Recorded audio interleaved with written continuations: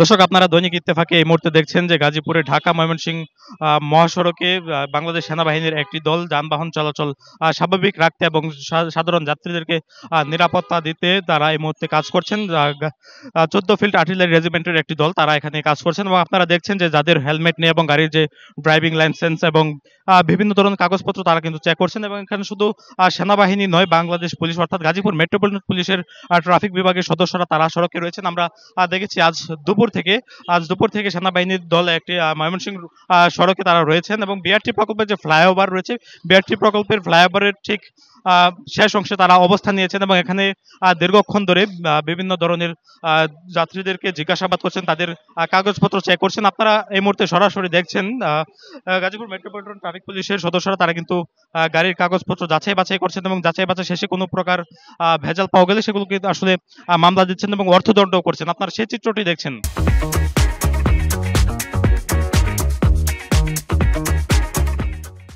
দর্শক, আপনাদেরকে জানিয়ে রাখতে চাই গতকাল থেকে কিন্তু সেনাবাহিনীর একটি দল তারা গাজীপুর মহানগরের বিভিন্ন এলাকায় সড়কে নিরাপত্তা দেওয়ার জন্য কাজ করছিল এবং তারই ধারাবাহিকতায় আজকে গাজীপুরের ঢাকা ময়মনসিংহ মহাসড়কের যে বিআরটি প্রকল্পের ওরাল সেতু রয়েছে তার সামনে কিন্তু একটি চেকপোস্ট স্থাপন করেছেন এবং এখানে কিন্তু মেট্রোপলিটন পুলিশের সদস্যদেরকে নিয়ে তারা সমন্বয়ে কাজ করছেন। আপনারা সেই চিত্রটি কিন্তু আসলে দেখছেন এবং এখানে সেনাবাহিনীর একটি দল তারা সতর্ক অবস্থানে কিন্তু সড়কের পাশেই রয়েছে। আপনাদেরকে সেই চিত্রটি আমরা দেখাচ্ছি এবং আপনাদেরকে জানিয়ে রাখতে চাই যে তারা গত কিছুদিন ধরেই সড়কে নিরাপত্তা দেওয়ার জন্য কাজ করছেন, অর্থাৎ শুধু দিন নয়, রাতের বেলাতে তারা এখানে চেকপোস্ট স্থাপন করেন এবং বিভিন্ন যে যানবাহনগুলো রয়েছে তাদের কাগজপত্র যাচাই বাছাই শেষে তাদেরকে যেতে দেওয়া হয়।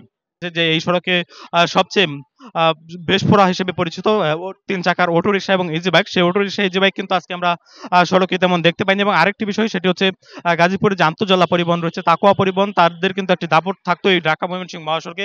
বেশ দ্রুত গতিতে চলাচল করতো যানবাহনগুলি, নিয়ম শৃঙ্খলা না মেনে কিন্তু তারা চলাচল করতো। তবে আজকে আমরা সেনাবাহিনীর এই চেকপোস্ট স্থাপনের পর থেকে কিন্তু আমরা তাদেরকে দেখিনি, তবে তারা নিয়ম শৃঙ্খলা অনুযায়ী আজকে চলাচল করছে। আমার ঠিক পেছনে auto rickshaw, easy bike, CNG তাদেরকে আটকে জিজ্ঞাসাবাদ করা হচ্ছে এবং তাদের কাগজপত্র যাচাই বাছাই করা হচ্ছে। কেউ উল্টো পথে গেলেও তাদেরকে জিজ্ঞাসাবাদ করা হচ্ছে। আপনারা সেই চিত্রটি সরাসরি দেখছেন। আপনাদেরকে আরো একটু কাছে নিয়ে দেখানোর চেষ্টা করব।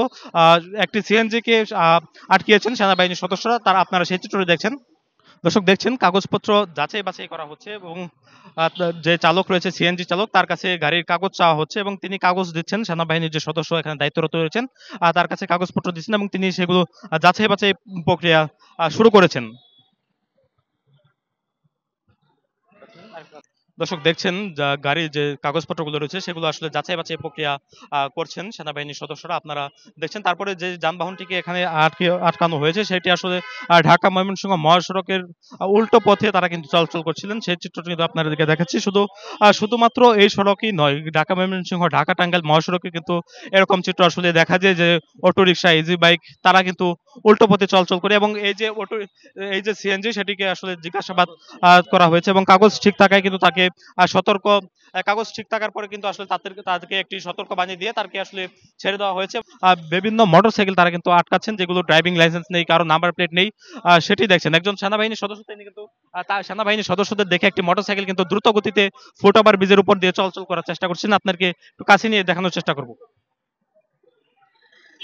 দর্শক দেখছেন যে লোকটি সেনাবাহিনীর সদস্যদেরকে দেখে পালানোর চেষ্টা করছেন, তাকে কিন্তু ধরা হয়েছে। তিনি সেনাবাহিনীর সদস্যদেরকে দেখে আসলে দ্রুত গতিতে ফুটওভার ব্রিজের উপর দিয়ে চলে যাওয়ার চেষ্টা করছিলেন। দর্শক দেখছেন সেনাবাহিনীর সদস্যরা তাকে জিজ্ঞাসাবাদ করছেন এবং তার কাগজপত্র আছে কিনা সেগুলো যাচাই বাছাই করছেন। তাকে জিজ্ঞাসাবাদ করা হচ্ছে যে তিনি কেন সেনাবাহিনীকে দেখে আসলে তিনি চলে যাচ্ছিলেন, সেটি কিন্তু আসলে জিজ্ঞাসাবাদ করা হচ্ছে এখানে। তারা দুইজন ছিলেন, তারা সেনাবাহিনীর সদস্যদেরকে দেখে দ্রুত গতিতে গাড়ি নিয়ে চলে যাওয়ার চেষ্টা করছেন। তখনই আসলে তাদেরকে আটকানো হয় এবং তাদের কাগজপত্র যাচাই বাছাই করার জন্য তাদেরকে এখানে নিয়ে আসা হয়েছে।